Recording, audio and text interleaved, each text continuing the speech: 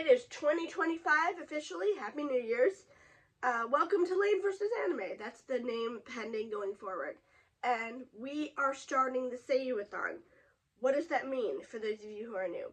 It means I'm going to be watching every single show that both of my favorite seiyus have been in.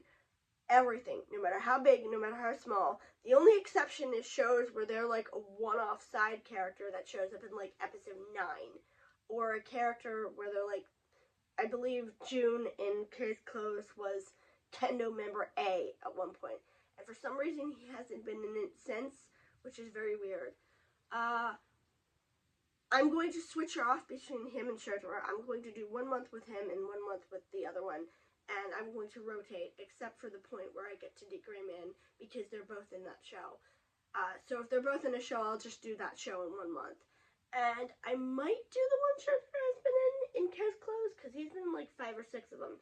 So that might be something I cover. But with June in particular, I'm not going to do that because he was like in 1 episode and that's it. Officially, I should have started this in November because I thought June's birthday was in January, but no, his birthday is November 26th. I didn't know that. So we are going to start with Gankutsuo, the Count of Monte Cristo. Why? Because it was on Crunchyroll, and I just picked something where June is the main character because I didn't realize that I had missed that show when we did the birthday months last year. So, Gankutsuo.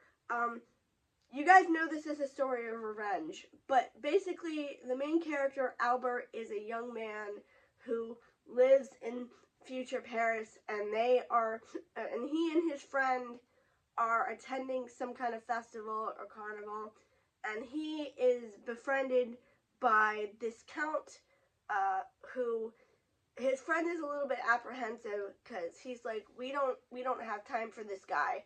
But the count insists on them coming to see this execution. And the count is like, okay, I'm going to let you guys choose which of these people does not get executed. And it becomes very clear the count has ulterior motives because all of this is like very sus. Why is he doing this? Why is he letting him pick this? Maybe he's trying to test Albert's moral boundaries. I don't know. Personally, I would have picked the guy who had a wife and kid, but that's just me. And he picks the card, and the guy gets let off, and Albert feels guilty because the other two, of course, get executed, and you don't really see them get executed, which I'm not sure I agree with, because I think it would have been a little bit more impactful if you actually got to watch the guillotine fall. But at this point, I'm not really sure what this has to do with the actual story, because the actual story of the Count of Monte Cristo is that the Count is seeking vengeance on the people who betrayed him. But this feels more like he's, maybe he's using Albert for something. But I don't know. There's also a girl at the end, and I really don't know what she also has to do with anything, because Albert meets her and they're talking, and then she pulls a gun on him. Like, okay.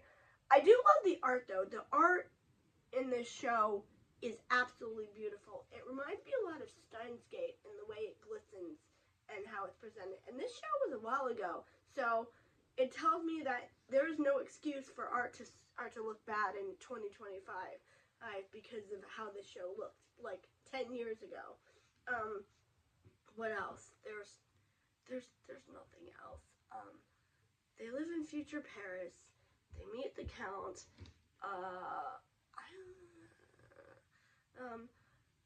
We learned that Albert is engaged to a girl and that he doesn't actually want to marry her.